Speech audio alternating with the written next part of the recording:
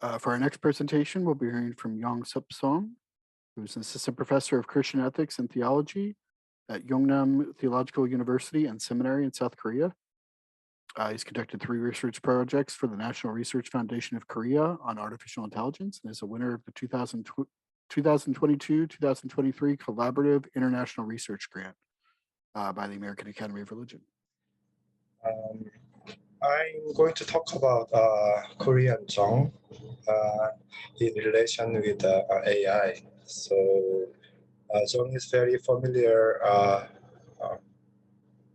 I would say, virtue for Koreans. So I see many Korean people here, scholars here, so they'll know about Jeong. But I actually introduce some of the ideas about Jeong. And I published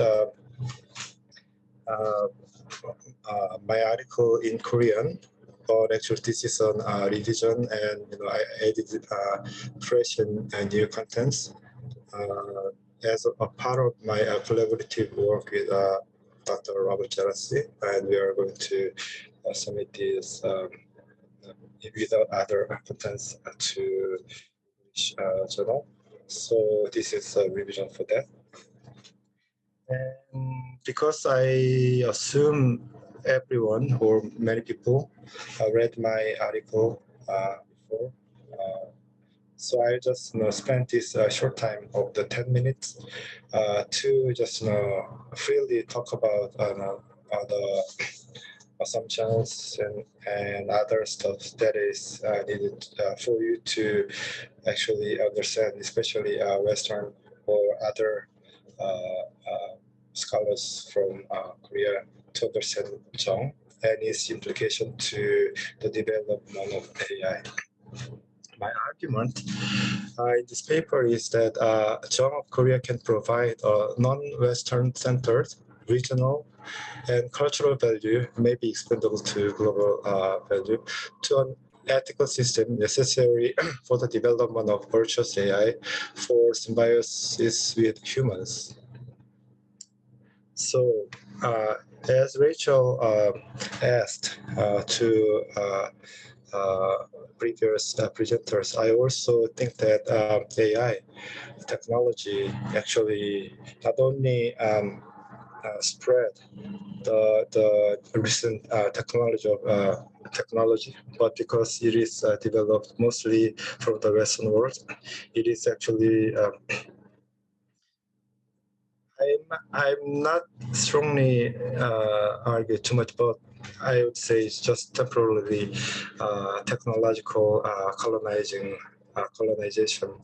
of not only Western technology, but also with accompanied by Western assumption and or kind of power dynamics and prejudice or anything that you can just put. So I just want to suggest on a kind of alternative virtue that can discuss with Western or Western-centered virtues might be included in the development of future AI. So I think Jeong is very important, maybe applicable to the development of AI. So my questions are, what is Jeong of Korea in the light of AI? Because there are many publications about Jeong in many different fields of studies, but no one tried to apply Jeong to the development of AI or scientific field of studies. So I try to bring it. I think that's my contribution. And can this regional cultural value become a global one? Because many Korean scholars argue that Jeong is unique to Korean people.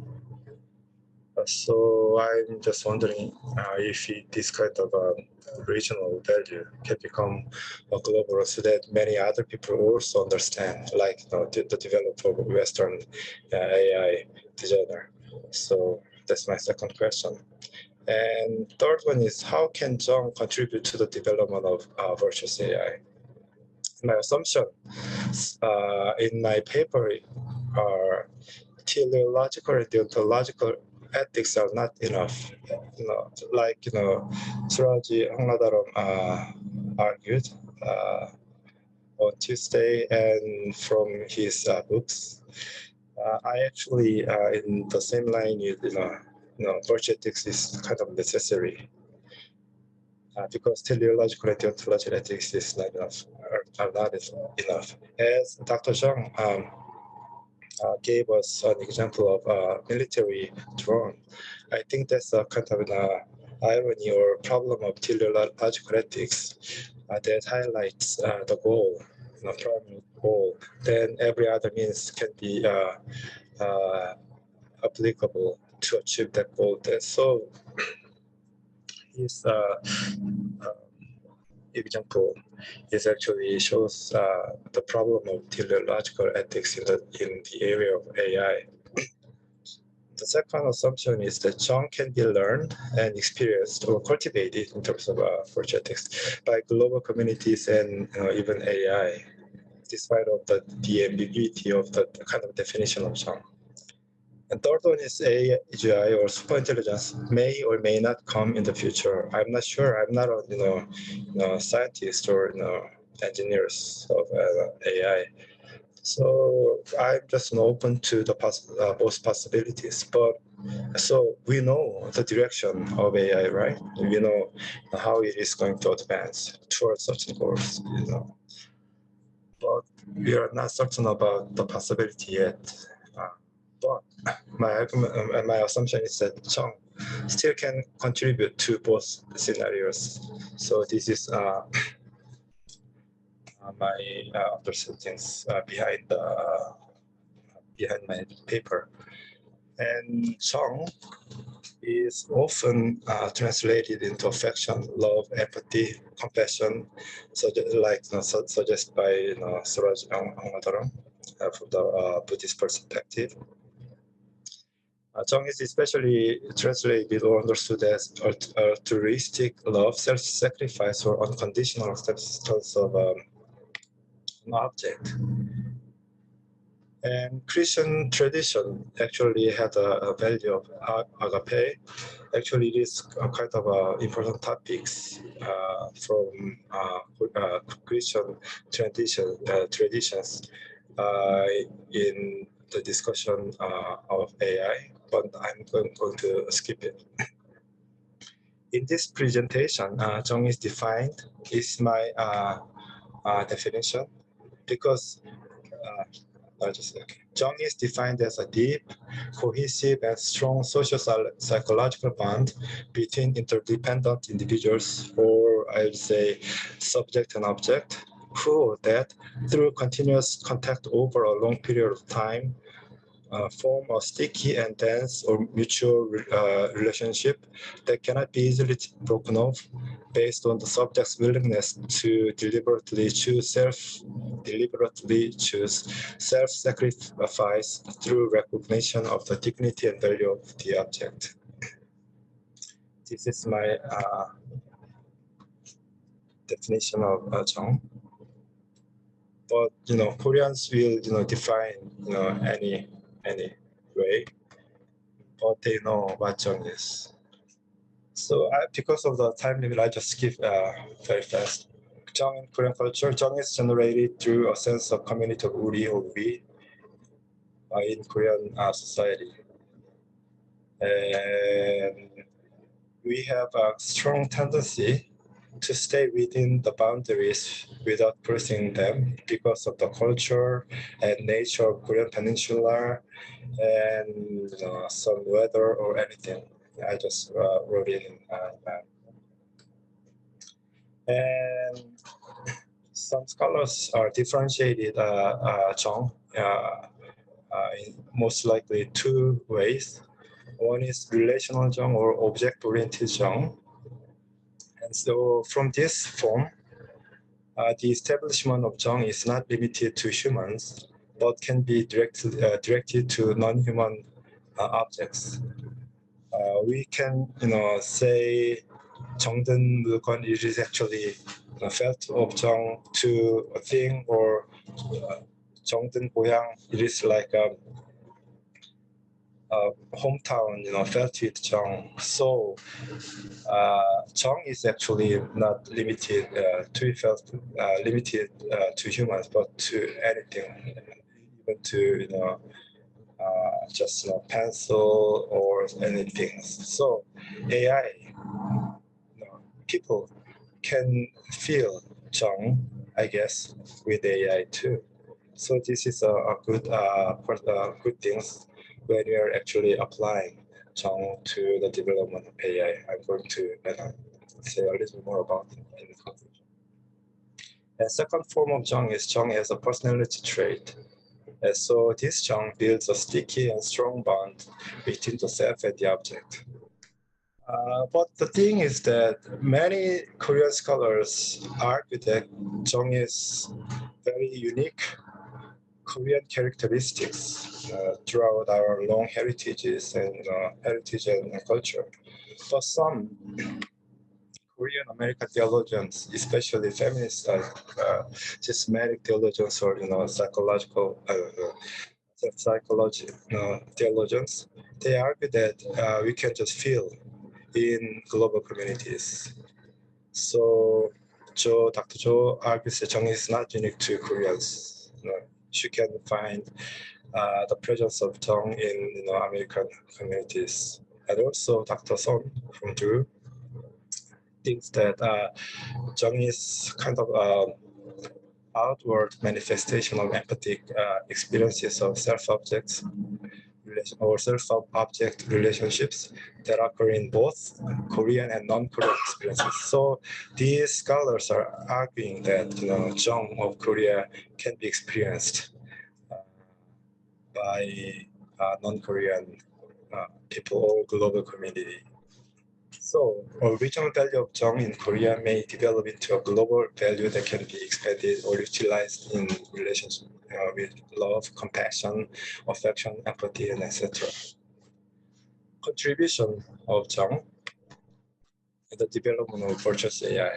Jeong can provide the possibility for humans, global communities, to be more open to near-term or long-term AI. And also it can be an ethical value needed for AI to become pro-social or virtuous. So possibility of sticky and dense or mature relationship to be established between humans and virtuous AI through Jeong. Jeong may provide an emotional and rational basis for continuing the relationship between humans and AI. So I just made my own term, AI felt with Jeong. It is for the near term or weak AI, the relationship of human beings with weak AI. AI felt with Jeong. It's from human to AI. Jeong opens a possibility for humans to recognize and embrace AI as more family-like beings. For example, if we take agape from Christian tradition, it can be unidirectional. We can just ask for agape from AI, but it is a little bit difficult for human beings to self-sacrifice for AI. But if you're moving to Jeong, we can just feel Jeong with AI because of the first form of Jeong. And Jeong may serve as a value that enables a future AGI as a long-term or strong AI to be virtuous. I made a term like this: AI full of Jeong. So AGI full of Jeong may care for humans as families or respectful members of inner boundary of community. So Jeong provides very good opportunities for symbiosis of human beings with AI. So conclusion is that Jeong of Korea may also be a global ethical value that non-Koreans can experience and recognize. Jeong is object-oriented and thus embrace AI to its sticky and dense mature relationship with humans beyond anthropocentrism. So the term AI fell to Jeong, humans to accept, humans part, the part of human to accept AI robots or AI robots like families rather than just an object. A full of Jeong is related with AGI, maybe in a long-term future. Robots to accept humans like families in the future. So when Jeong of Korea is introduced and recognized as a global value and can be used for the development of virtuous AI, it may contribute to the symbiosis of humans and AI and beyond in the future. Thank you. Thank you for this this paper. I feel like I really learned a lot. So I think I have one comment and one question. So for the comment, I think one paper that might be interesting to you that I read recently was looking at an Ubuntu framework from Africa. And I think it maybe shares some features of Jeong insofar as it's not anthropocentric, and it's really looking at personhood and moral status. A sufficient condition for those is the way that we relate to others. So it's very relational focused in the way it seems like Jeong is as well. And so it doesn't matter when we're talking about AI or robots, if it doesn't look like a human or it doesn't have all of these other features that we would typically associate with rationality or these other kinds of things, as long as it can perform well in these kinds of social relationships, then it has that kind of moral standing. And I'll send that to you in the chat, the paper, in case you're interested. And then I guess this leads into the question I had. So there was a part in the paper where you're thinking about the Steven Spielberg film. And right, so if we actually do have this kind of relation towards AI, well, then it might also bring with it some kinds of obligations then. So when we're thinking about disposal of AI or robots or how they're manufactured, right, we should think twice or more carefully about the fact that we shouldn't just dispose of AI if it's developed this kind of sticky relationship just because it's partially broken or something else. And so I guess my question then is what other kinds of moral duties or obligations might we end up with towards AI or towards these kinds of pro-social AI or robots? Because it's one thing to think about kind of end of life concerns or maybe continuing their form, but are there other kinds of moral obligations we're setting ourselves up for if we're to open up this kind of relationship with AI? Thank you, Susan. That's a good point, and I didn't think about it, deeply. But just my response to that is that from the weak for the weak AI, people might not feel too much obligation, but I'm not sure. But if the AGI emerges in the long-term future, then we might think about moral obligation because like Oswald argued that in the future people might accept AI robots or AI as a person when it argues that I have conscious and also sentient, that I am conscious and sentient. That because it's a subject matter, there's only one way that people can embrace AI as a person. So if you just pose that situation or scenario, we might have some moral obligation, just like a person. I maybe that's gonna be very far, maybe after the development of AGI, but we might have to consider moral obligations, just like because we need to at that stages, if it is possible, we might have to live together with AI or AI robots or AGI or superintelligence or whatever you can say. Okay. The question that's coming to mind for me is to not not try to appropriate this practice outside of the culture that it might have originated in. How would we go about looking at this in a perspective or in a situation outside of Korea? So I'm trying to distill down maybe some core elements to it, and it seems that this takes time to develop. There has to be some type of intentionality, at least from the direction of subject to object. There has to be a level of concern, affection.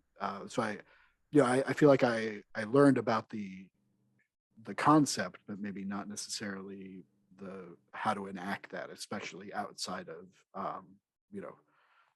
maybe the culture from which it originated. That's a great question too, because it is related with my second questions. And I think there are many, or at least I know one theologians who related Jeong with agape, and as a complement to agape. Dr. Joe actually argued that Jesus Christ died not because of agape, but because of Jeong. So actually she relates agape with Jeong. And so we can start from agape, because most of us are not we are in a religious tradition, right? So we might start to relate our own religious traditional legacies, just like compassion from Buddhist from Buddhist perspective with Jeong, because there are many resources or stories. Unfortunately, most of the stories are in Korean, but translation or simple translation might not be difficult. But anyway, many stories or maxims related with Jeong, so that even Western people, and also there are some books or articles about Jeong in English, and also, as I said, there's some publications related Jeong with agape. So through these documents or books or articles, other people in the Western or other areas like Korea can understand Jeong. Nice to meet you, Dr. Song. I know I should be silent, but we have some time right now. So I may ask very hard question, but actually please understand this is a friendly question. You are you are using a Korean American situation, their understanding of Jeong and Korean kind of concepts. But even though you are in different contexts from the mainland, I mean Korean American, kind of experience only cannot develop kind of a solid, robust Christian theology, I guess. Maybe I'm too critical, but for example, your concept of Jeong, it is very complicated idea, You have to deal with Confucianism. Confucianism had long debate on Jeong, and also Buddhist, Taoist, and also shaman. I think you have to deal with that kind of discourse, at least a little bit. But based just on kind of immigrant experience in America, and try to kind of conceptualize in kind of a theological discourse, sometimes as a Korean theologian, very hard to understand. So I'm not asking your answer, but I just say more seriously consider the textual and historical basis for discussion of Jeong, not only a kind of a particular historical experience of Jeong in other country. I understand. So that kind of immigrant theology or liberation theology and also feminist theology, because they may say all kinds of Korean native tradition are so oppressive, so patriarchal. You may say, we don't care that. So, but at the same time, as a scholar, as a theologian, I think you have some space to consider your own native discourse on philosophy, ethics, and theology in mainland, I mean in Korea, within Korea. So in that way, we may go into a really friendly discussion or dialogue between Korean theology and Korean American theology. I don't know, you based in Korea, particularly Daegu, which is a very Confucian area, but you didn't mention anything on Confucianism. Sometimes it is puzzle, you know, so don't take it as a criticism, just a friendly kind of comment. Thank you, Dr. Kim. Actually, if you remember or not, actually we met like 15 to 20 years ago in New Jersey in Pilgrim Church.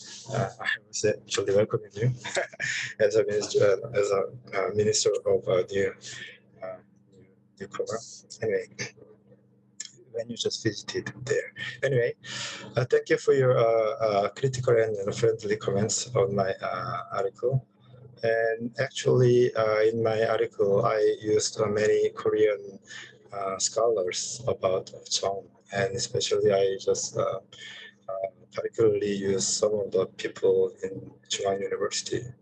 Anyway, so I try to trace the history of Jeong from like Goryeo Dynasty or Silla Dynasty, but not from the original text, but from Korean scholars' interpretation of that. So maybe I'll start to research it from the original text to make it stronger. But I'm not an expertise of some ancient literature. So, and also we just know that I'm going to just grow up Korean background as a Korean. We just grow up with shamanism, Confucianism, and Buddhism, as Dr. Kim said. So I just know that by nature. I just know it by some limits. And then my defense or response to Dr. Kim is that Jeong, in order for us, I just want to defend or respond in from two ways. One is that I don't want to fix it to some specific religious or scholarly traditions, but also want to expand from just daily living, experiences too. And so, but anyway, in my article, I just wrote it a little bit deeper. And second thing is that this article is actually introducing and trying to weigh if Jeong can be applicable to AI. So this article is not simply, the main point is not simply just delve into, the definition or understanding of Jeong deeply. But actually, I just wanted to describe this much, and then I just wanted to tell it if this Jeong can be applicable to AI. So it is not just one main topic is not to delve into the understanding of Jeong, but by this understanding, and then wanted to deal with if it is applicable to AI, and if it is, then what is the contribution to the development of AI? So maybe in the future work, I just refer to more Confucius and also Buddhist or the shamanism, if any traditional Korea. Thank you for your constructive comments. Thank you for your friendly reply, but just this friendly discussion, don't talk to your Korean American colleague in US, please. Thank you. Well, as you saw, my second question I'll just share. I thought that the second question is also important because Korean tradition shouldn't be limited to Korea, but also I just wanted to find out. If it is actually be expandable to global community, and I found, from Korean American scholars, they just already mentioned it can be expandable to global community. So I thought that it is an obligation to introduce them to argue that it can be applicable. So not limited to Korean society, but to global society. Thank you. We're going to move to our last presentation of the day, which is from Heup Kim, who is the director of the Korea Forum for Science and Life, a fellow of the International Society for Science and Religion, and an advisor to the Yale Forum on Religion and Ecology. Okay, you just hear the discussion with Dr. Jeong on kind of globalized Korean concept kind of thing, but you will find a more kind of a very culturally oriented discussion in my paper, but I'm not saying this is kind of global I have to pursue, but it is kind of my small kind of idea for ethical, particularly virtuous AI. So you will hear kind of a very different kind of theology and discussion, particularly from the other culture. But please bear in mind that mine is, I write down that in my papers, but it is just my own thought based on my own context. So my position is humility. So please understand that. So also this is kind of the picture which represent my identity, my theological identity. I'm a kind of Confucian scholar, hold the body of Jesus Christ. So don't ask me whether I am Christian. Okay, so I will begin my this is the last time, the last presentation. I will be short. So I will just summarize my discussion in a slide. So I will go into first slide.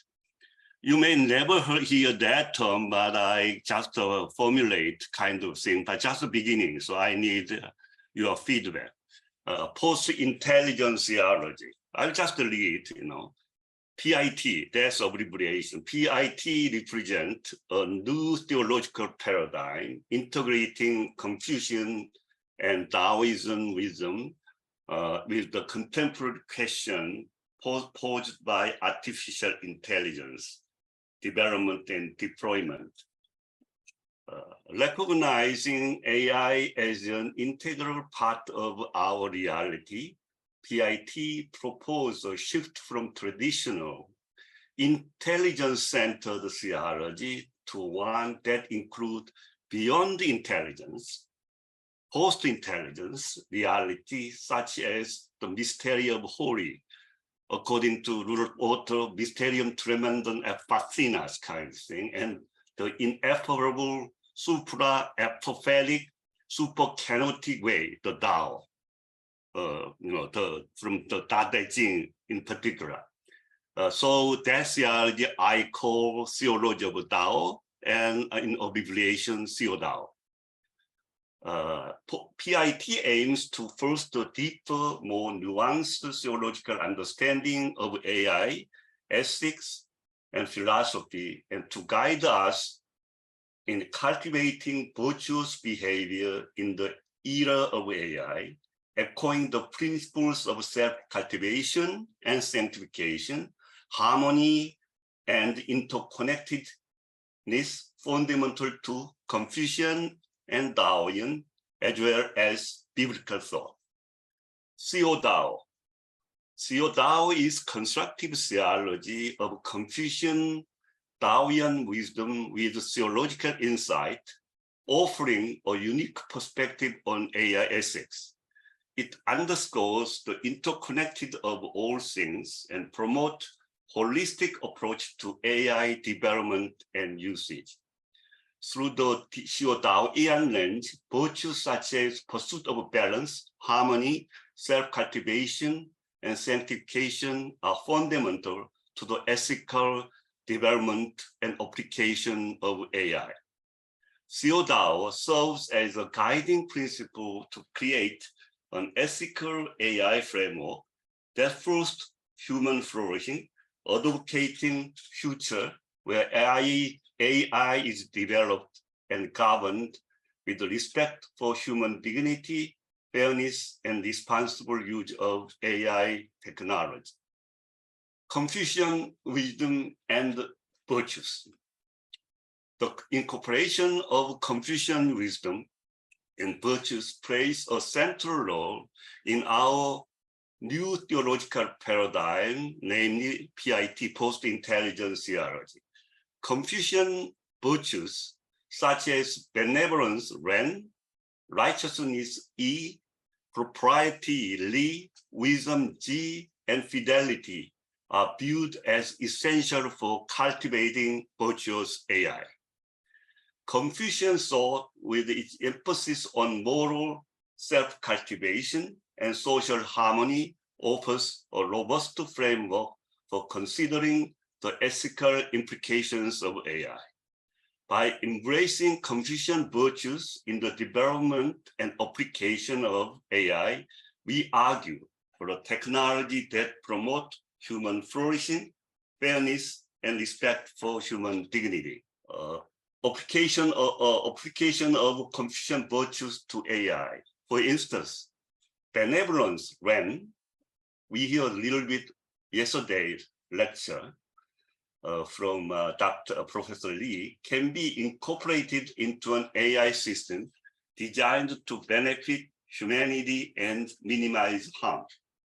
Similarly, righteousness, E, can be embodied in an AI system designed to be fair and just, avoiding bias and discrimination. Propriety, Li, can be manifested in an AI system designed to respect cultural norms and values, while wisdom, Qi, can be reflected in an AI system designed to make rational and ethical decisions. Moreover, fidelity, Sin, can be observed in an AI system designed to be transparent, accountable, and fulfill its intended purpose without deviating from its programmed objectives. These Confucian virtues can help guide the development and implementation of AI systems that prioritize ethical considerations, social responsibility, and human value. And Taoian wisdom and the art of living. Taoian wisdom and the art of living are deeply interwoven with our conception of Theo-daoian post-intelligence theology. The Taoian emphasis on balance, harmony, and the interconnected of all things provide a holistic perspective on AI ethics. Taoism's principle of Wu Wei may be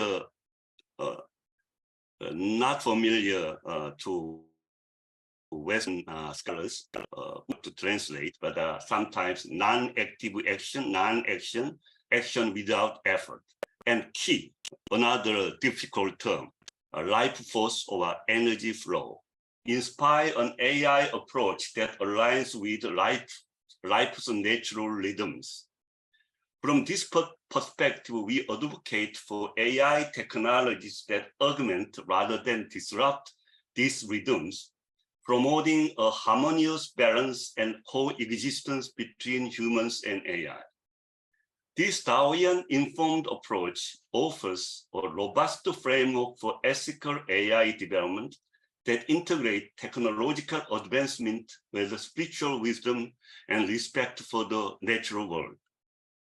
In East Asian history, the tradition of Confucianism and Taoism kind of in conflict, but it is not. That is kind of Neo-Confucian things they integrate together. So post-intelligence theology seeks to integrate the teachings of Confucian and Taoian wisdom to develop an ethical framework for AI. Confucian ethics, with its emphasis on virtue like benevolence, righteousness, propriety, wisdom, and fidelity, serves as guide for human conduct, helping to shape human AI interactions based on mutual respect, integrity, and empathy. Taoian wisdom, with its emphasis on balance, interconnectedness, and natural flow of life, expressed in concepts like Wu Wei and Qi, guides the development and use of AI technology that harmonize with these rhythms. The concept of Tai Chi, you can see this shape in Korean flag, the great ultimate, which underscores the complementary relationship between yin and yang, infuse a cosmogonic perspective into this integration. This dynamic equilibrium fosters a harmonious coexistence between humans and AI, enhancing the understanding of AI not as a disruptive force, but as a part of our evolving cosmogonic narrative. Now, virtuous AI. Virtuous AI is an ascending concept friendly with the principles of post-intelligence theology, particularly the integrated wisdom of Confucianism and Taoism. This idea posits that AI development should not merely focus on technical competencies, but also on ethical attributes and values. It emphasized the cultivation of AI systems that embody virtues such as balance, fairness, and responsibility inspired by Confucian teachings. Furthermore, it underscores the Taoian concept of interconnectedness, advocating for AI systems that respect and understand their relationship with the humans and the natural world.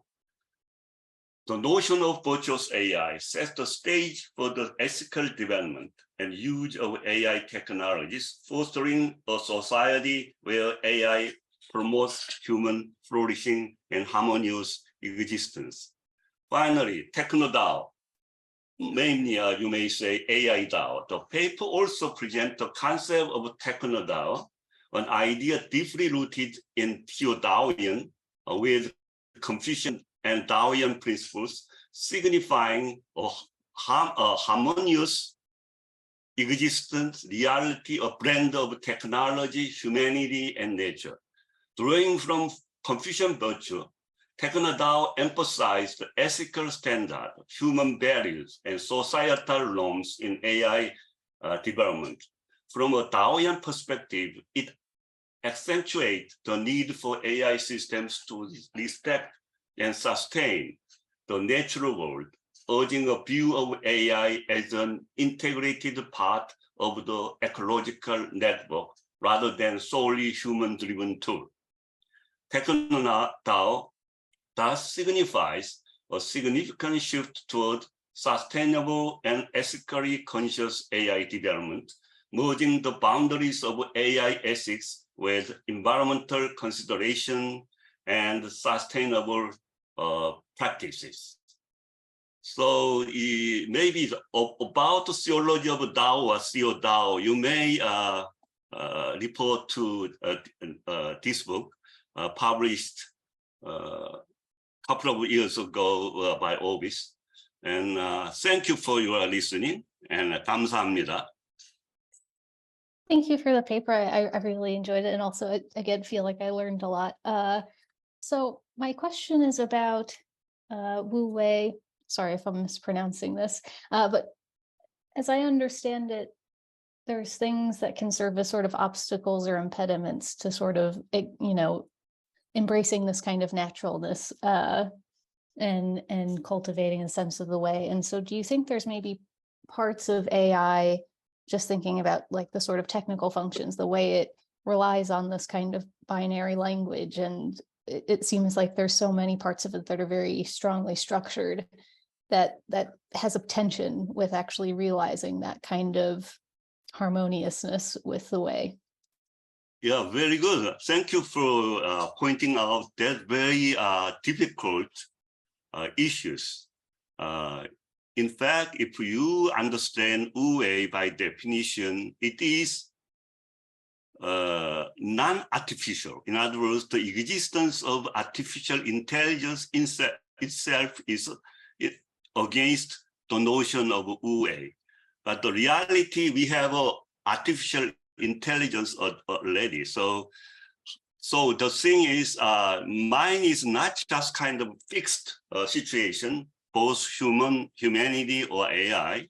So we have to have kind of a mutually harmonious relationship to build each other for good, for the goodness. So the thing is, Wu Wei, actually, I talked to ChatGPT with this difficult notion, but ChatGPT is very interesting.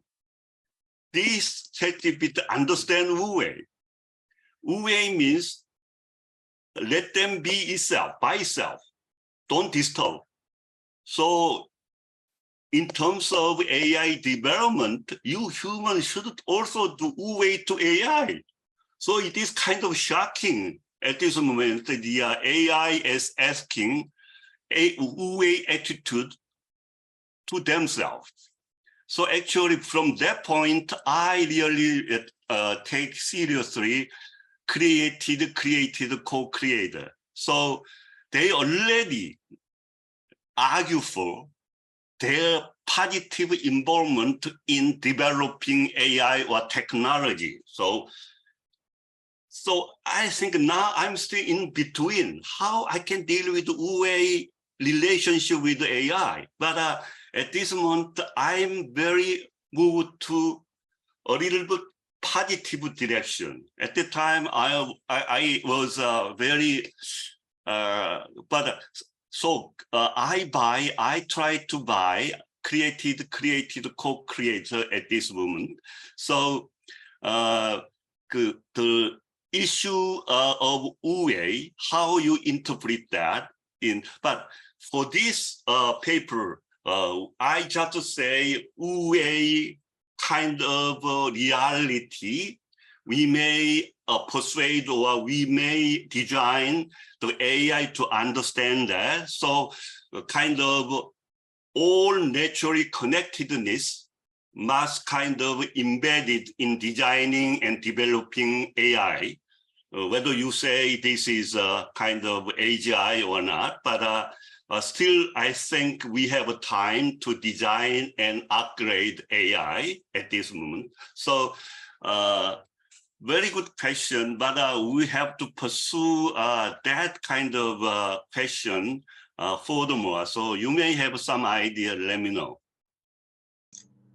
Thank you very much, Dr. Kim. I just learned a lot about Confucius perspectives and Taoist perspectives on AI.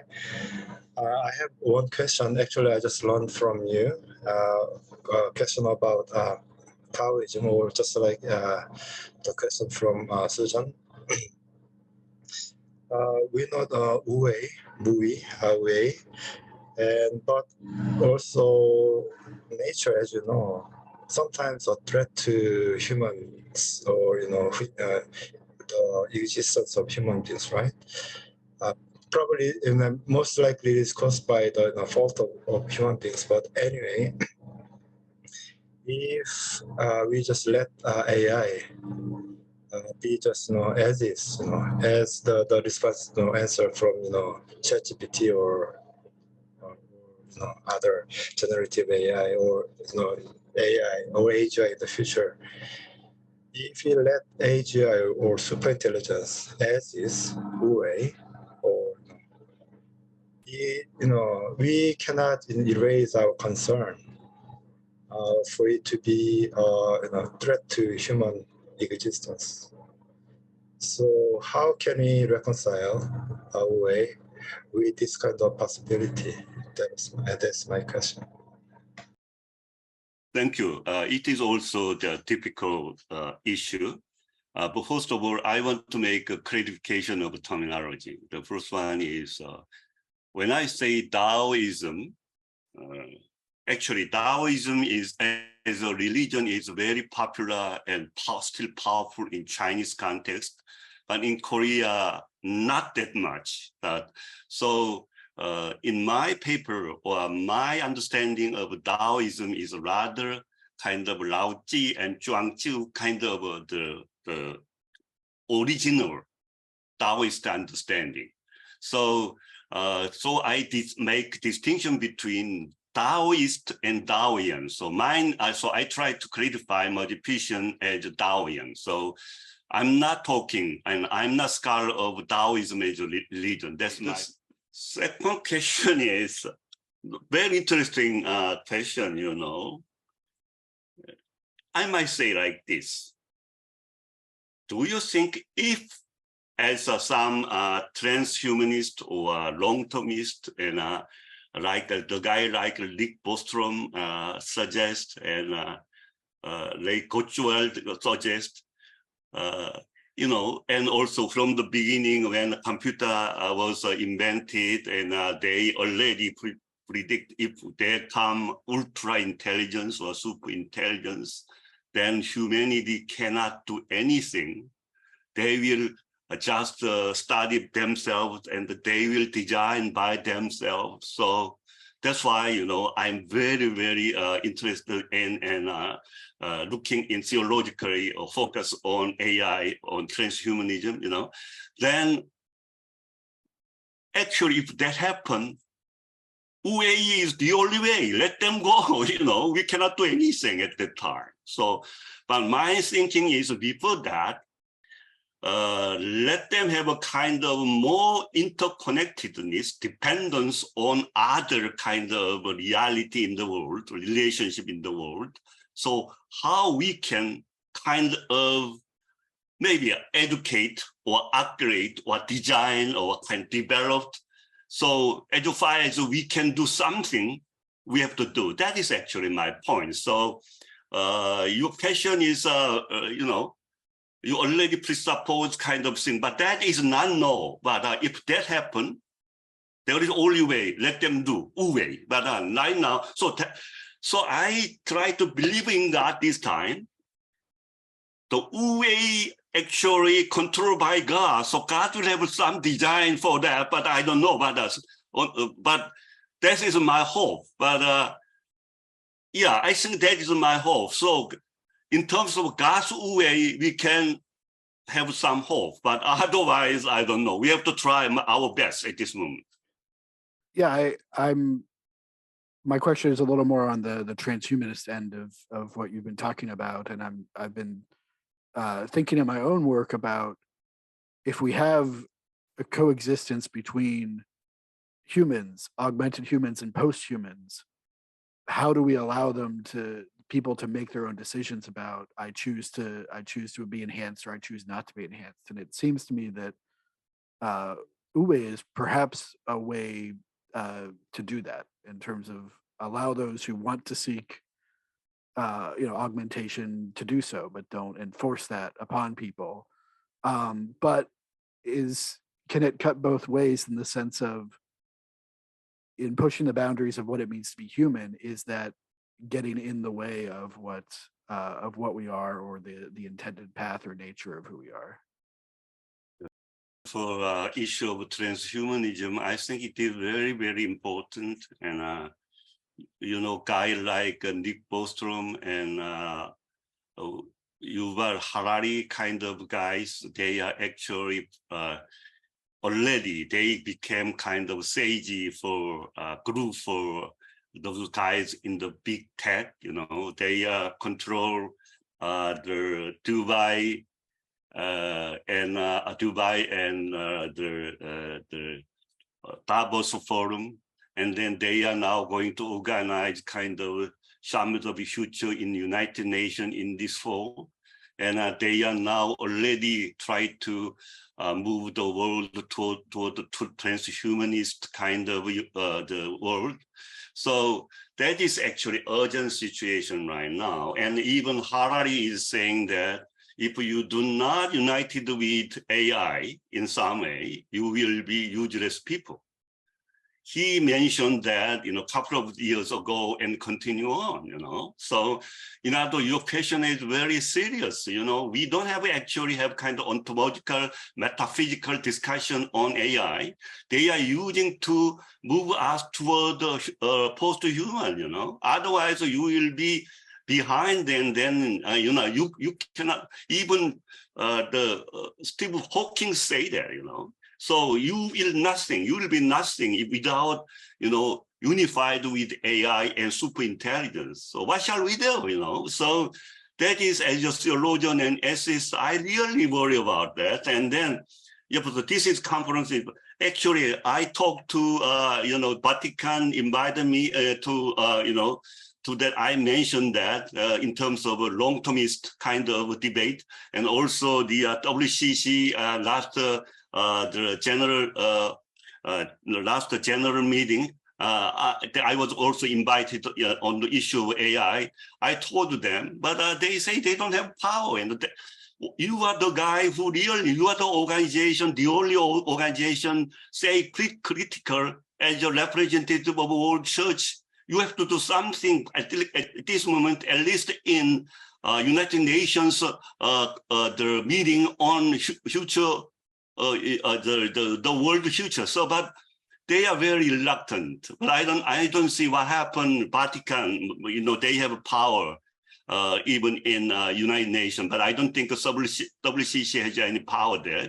I'm sorry to that, but maybe like that. So maybe the Britain and your John Templeton may help us to do something against that kind of a transhumanist movement. Actually, IWCC suggests, why don't you go to Templeton and say something for that? But they're still reluctant. But you may help them, If you like that, I will make some connection. Dr. Kim, what would be the practical implication of your suggestions? Who shall we address? Are they engineers or policymakers or big tech companies or world organizations?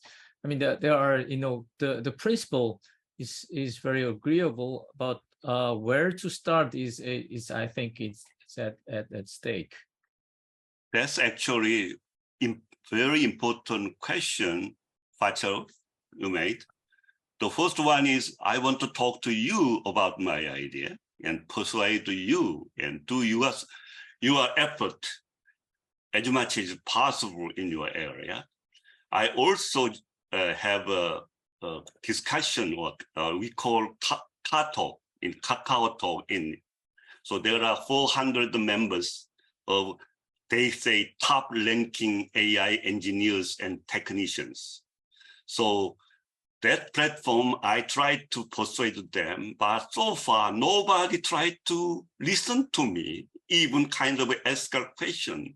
They are so much stuck with US development of AI and Chinese development of AI, they try to be a number 3 or number 4, maybe Singapore is something like that. And then that is what they want to do, kind of number 3 or number 2, at least, you know, the within number 10. So they are all, so I really, but I have to talk to politicians, and then I don't think big tech people, techno elite is trying to listen Elon Musk or whatever they say. You know, they have kind of UFC fight together, you know.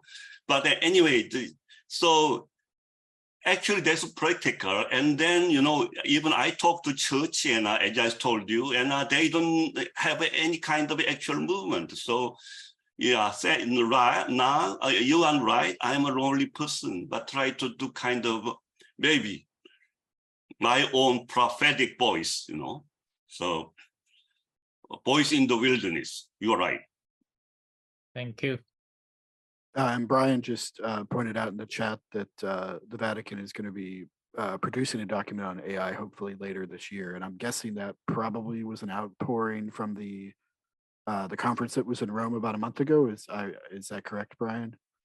So there's a little bit of slow, at least low-level information. It sounds like Brian saying is coming out, and then I think there's also an organization called AI and Faith that I think would probably be interested in, you know, hearing some more of these kinds of discussions. I know that they've been interested in our grant,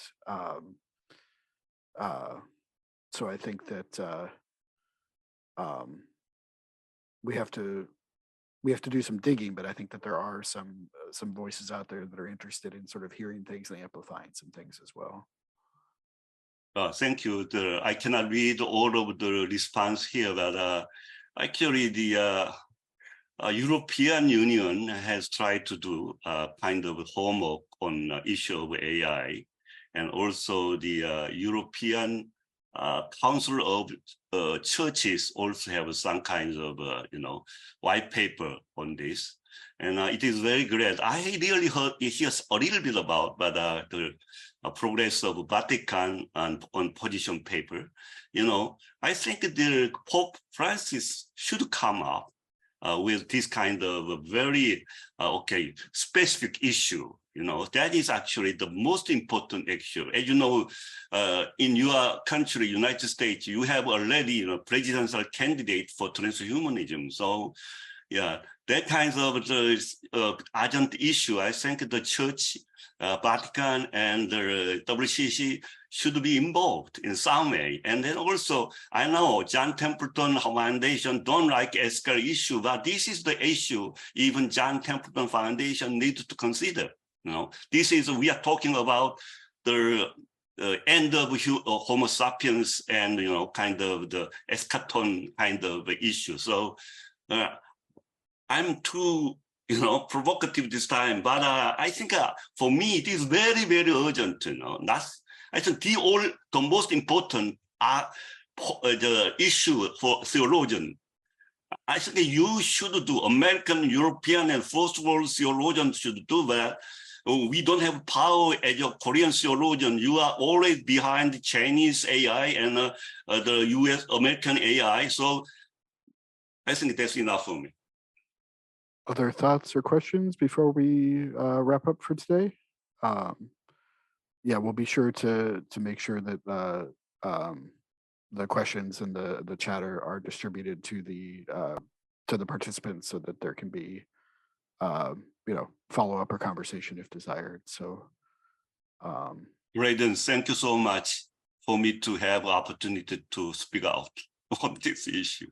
No, I appreciate your passion. I wish I felt like I could do more at the moment, but I think that's I think it's a challenge to ask us all to do a little bit more, which I think is a great way to sort of so nowadays, you know, nowadays I argue with the Minjung theologians. So if we have post-humanist kind time come, you know, everybody, you know, not cyber will be Minjung, you know. So kind of a big liberation theology is what we need it right now. So maybe I'm too, you know, pessimistic, but anyway, yeah, that's a big issue. And thank you for your time again. Yeah.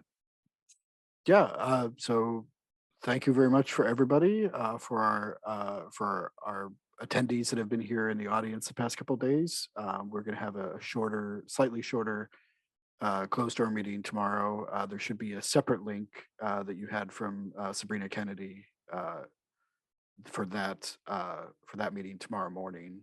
So if you have trouble accessing that, please let me know. Shoot me an email. But yeah, I think we will leave it at that for today. So thanks for the past couple of days and all of the very interesting conversations, the thought-provoking papers. Again, I feel like I've gotten a lot out of this conference, and I hope you have as well.